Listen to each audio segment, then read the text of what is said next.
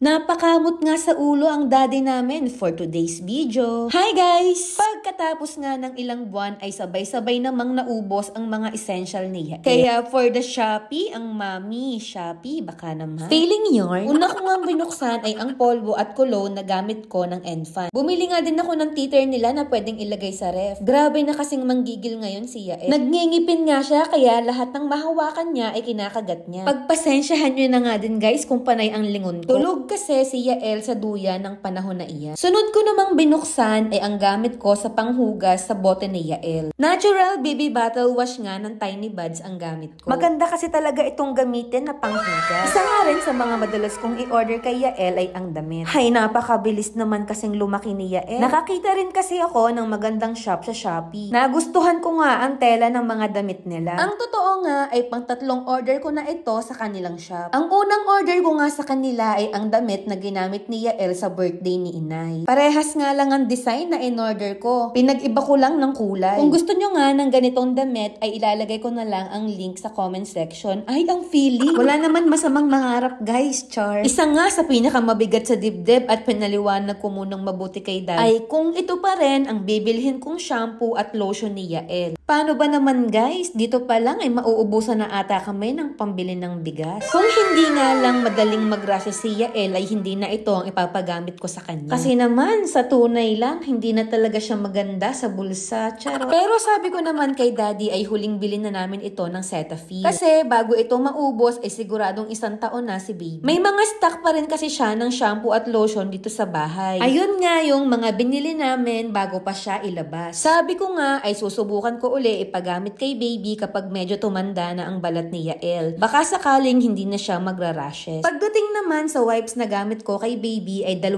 pa lang ang nasusubukan ko. Pag hindi nga Clifant ay itong Unilove. Nagkataon nga na hindi available sa Clifant ang bundle na binibili ko kaya Unilove na lang uli ang in-order ko. Kapag ganito nga na bumibili ako ng gamit ni Yael ay palagi akong nag-aabang sa live nila. May discount kasi at sadyang nakakamura ako. Hindi ko nga rin napigilang umiti ng panahon na iyan. Paano naman kasi nag-order din ako ng rack na lagayan ng gamit ni baby. Maganda nga itong nabili ko kasi sakto lang ang laki at hindi masyadong matakaw sa space sa kwarto namin. Kapag ganito nga na nag-order ako online ay pinapakita ko muna lahat kay Daddy bago ko i-place order. Para hindi na siya magugulat kapag sunod-sunod ang kumakatok sa pinto namin. Para kasi sa akin bilang ina ang sarap sa puso kapag alam natin na palaging kumpleto ang mga kailangan ng baby natin. At ayun lang guys, for more videos, please follow our page. Thank you for watching!